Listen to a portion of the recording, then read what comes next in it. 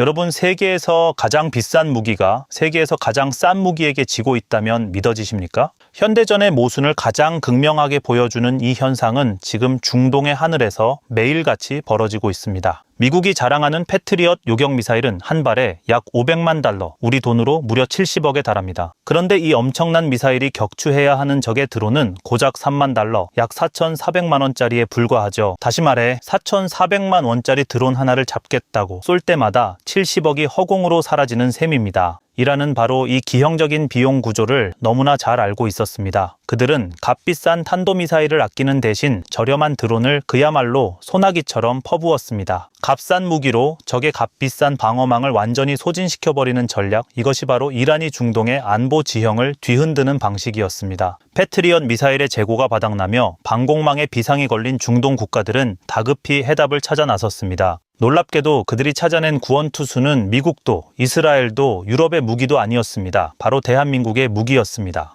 2026년 3월 아랍에미리트 공군의 대형 수송기 한 대가 대구 국제공항 활주로에 조용히 내려앉았습니다. 이들은 빈손으로 온 것이 아니었습니다. 이란의 탄도미사일을 상대로 대한민국의 무기 천궁투를 직접 싣고 가기 위해 날아온 것이었죠. 그런데 여기서 뜻밖의 반전이 하나 숨어 있습니다. 중동 국가들이 다급하게 원한 것은 천궁투뿐만이 아니었습니다. 지금까지 세계 시장에서 크게 주목받지 못했던 K방산에 숨겨진 카드, 바로 이것을 강력하게 요청하기 시작한 겁니다. 더욱 충격적인 사실은 바로 그 시각 한반도의 하늘을 지키던 미국의 강력한 방어막이 조용히 빠져나가고 있었다는 점입니다. 70억짜리 패트리엇의 빈자리를 채우기 위해 중동이 다급하게 쓸어가는 이것의 정체는 과연 무엇일까요? 그리고 방어망이 교차하는 지금 이 순간이 왜 대한민국 방산 역사의 가장 위대한 변곡점이 될 수밖에 없는지 지금부터 그 숨겨진 진짜 이야기를 하나씩 파헤쳐 드리겠습니다.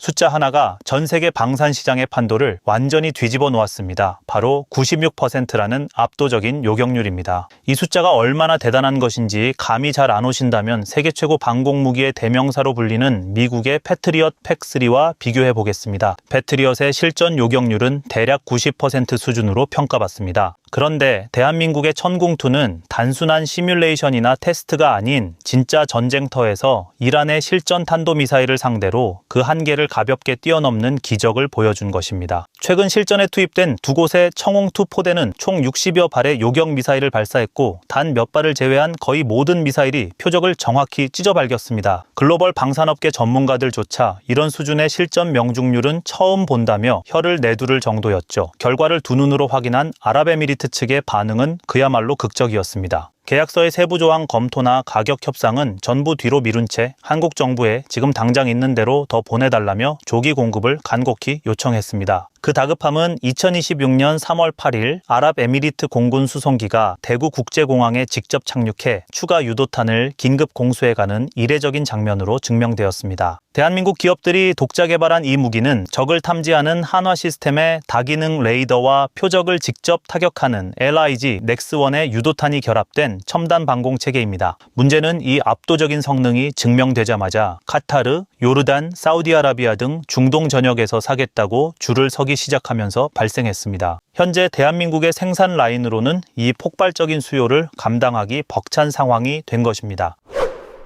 이 전쟁에는 아주 냉혹한 경제학이 숨어 있습니다. 밀리터리 마니아들에게는 이미 익숙한 이름인 이란의 샤헤드 136이라는 자폭 드론 때문입니다. 전문가들은 이 무기를 일컬어 가난한 자의 순항 미사일이라고 부릅니다. 기체 앞머리에 최대 50kg의 폭탄을 싣고 무려 2000km를 날아가 목표물에 그대로 들이받는 일명 카미카제 드론이죠. 샤헤드 136의 최고 속도는 시속 185km로 일반적인 미사일에 비하면 아주 느릿느릿한 수준입니다. 하지만 역설적이게도 이 느린 속도가 가장 치명적인 무기가 되었습니다. 요격하러 출격한 전투기가 오히려 속도를 맞추지 못해 실속할 위험이 있고 무엇보다 고성능 레이더에 잘 잡히지 않는 초저고도로 바닥에 붙어 날아오기 때문입니다. 게다가 대당 가격이 3만 달러 수준에 불과해 수십, 수백 기를 한꺼번에 날려보내는 포화 전술에 완벽하게 최적화되어 있습니다. 방어하는 입장에서는 그야말로 악몽입니다. 3만 달러짜리 느림보 드론 하나를 잡겠다고 500만 달러짜리 패트리엇을 쏘아 올리는 순간 교전 한 번에 160배의 금전적 손실이 발생합니다. 이란은 바로 이 가성비의 불균형을 무기로 삼아 중동 국가들의 미사일 재고를 빠르게 고갈시키고 있습니다. 드론을 방치해 피해를 입을 수도 없고 그렇다고 남은 패트리엇 미사일을 다 써버릴 수도 없는 딜레마, 바로 이 절망적인 순간에 중동 국가들의 시선이 대한민국의 비호복합으로 쏠리기 시작했습니다.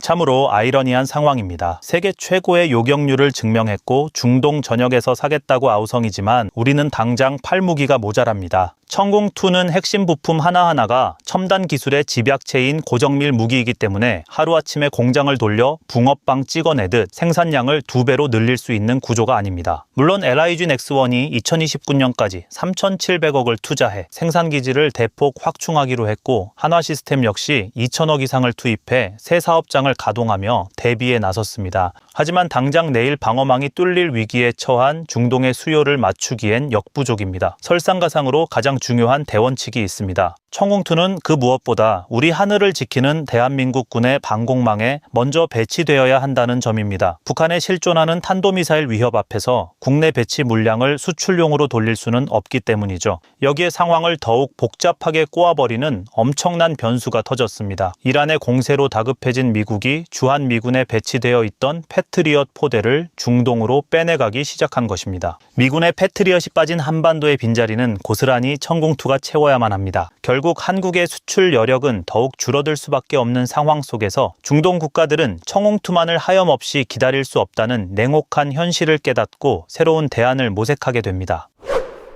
그렇게 전면에 등장한 무기가 바로 대한민국 육군이 20년 넘게 운용하며 묵묵히 전방을 지켜온 K-30 비호복합입니다. 중동에 빗발치는 전장이 조용히 숨어있던 이 무기를 세상 밖으로 화려하게 끌어낸 셈이죠. 날아다니는 호랑이라는 뜻의 비호는 이름 그대로 빠르고 날카롭게 하늘의 위협을 찢어버립니다. 비호복합은 30mm 쌍열 자동 대공포에 국산 단거리 지대공 미사일인 신궁을 하나로 결합한 독특한 하이브리드 방공체계입니다. 이 장갑 차량은 20km 바깥의 적을 미리 탐지하고 표적이 5km 이내로 들어오면 먼저 신궁 미사일을 쏘아 올립니다. 그래도 살아남아 3km 내로 바짝 접근한 표적은 30mm 공포가 분당 수백 발의 불을 뿜으며 자동으로 갈아버리죠. 사수가 할 일은 그저 발사 버튼을 누르는 것뿐입니다. 특히 샤헤드 136과 같은 카미카제 드론을 상대하는 데 있어 비호복합은 그야말로 천적입니다. 패트리엇 같은 고도방공망이 탐지하기 힘든 저속 표적을 잡아내는데 최적화된 자체 레이더를 갖추고 있기 때문입니다. 게다가 무항궤도를 달고 있어 적을 격추한 직후 즉시 다른 위치로 이동해 드론대의 재공격을 피할 수 있는 엄청난 기동성까지 자랑합니다. 무엇보다 비용 효율성이 압도적입니다. 30mm 탄 한 발 가격이 고작 수만 원 수준이니 수백만 달러짜리 미사일 대신 이 대공포로 드론을 잡아내는 것이야말로 가장 현실적이고 완벽한 방어 전술인 셈입니다.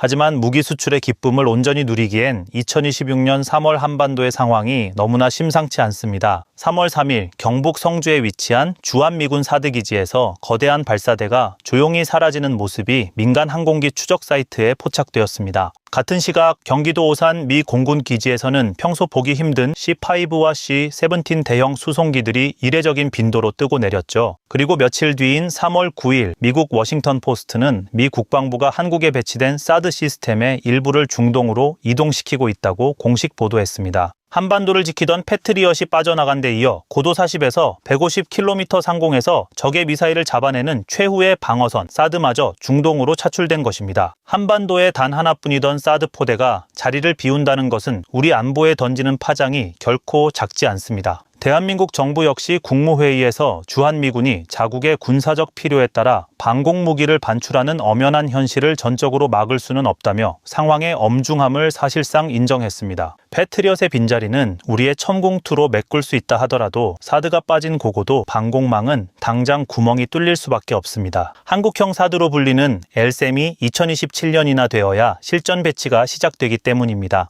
이 위기는 우리에게 미국의 방위 우산이 언제든 거칠 수 있다는 서늘한 경고이자 동시에 무기체계의 완전한 독자 개발을 이뤄내야 한다는 강력한 동기를 부여하고 있습니다.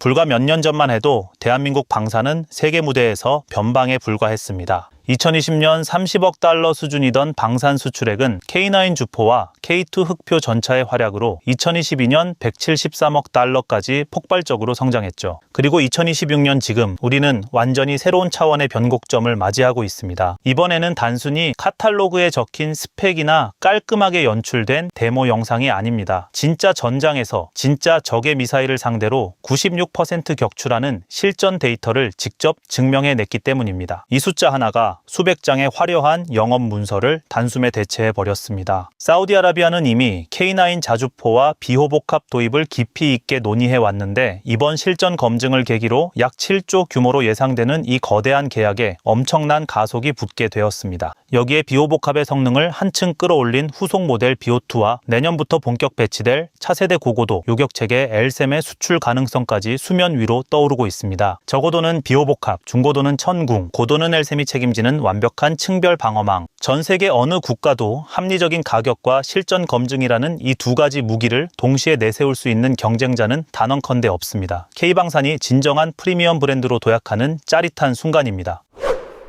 물론 눈앞의 화려한 성과에만 취해 있기보다는 냉정하게 짚고 넘어가야 할 현실적인 한계점도 분명히 존재합니다. 진정한 방산 강국은 우리의 무기가 가진 약점까지 정확히 파악하고 있을 때 완성되는 법이니까요. 비호복합은 카미카제 드론을 막아내는 기동성과 비용 효율성 면에서는 타의 추종을 불허하지만 요격 범위가 최대 5km에 불과하다는 태생적인 한계를 가집니다. 즉 수십 킬로미터 밖에서 날아오는 탄도미사일을 막아내는 것은 애초에 비호복합의 역할이 아닙니다. 결국 비호복합은 천궁이나 사드를 대체하는 무기가 아니라 그들이 놓치는 낮은 고도의 틈새를 완벽하게 메워주는 퍼즐의 마지막 조각인 셈입니다. 또한 수출 장벽도 존재합니다. 앞서 말씀드렸듯 비호복합은 현재 우리 군이 실전 배치해 운용 중인 핵심 전력입니다. 사드와 패트리엇이 잇따라 한반도에서 빠져나가는 극도로 민감한 안보 상황 속에서 자국군의 전력을 그대로 빼서 해외로 넘기는 것은 정부의 매우 신중한 판단이 필요합니다. 그럼에도 불구하고 수출용 생산 라인이 확충되고 파생 모델 개발이 속도를 낸다면 대한민국의 비호복합이 중동 하늘의 드론 방어 표준으로 자리 잡을 수 있을지 앞으로의 행보를 관심 있게 지켜봐야겠습니다.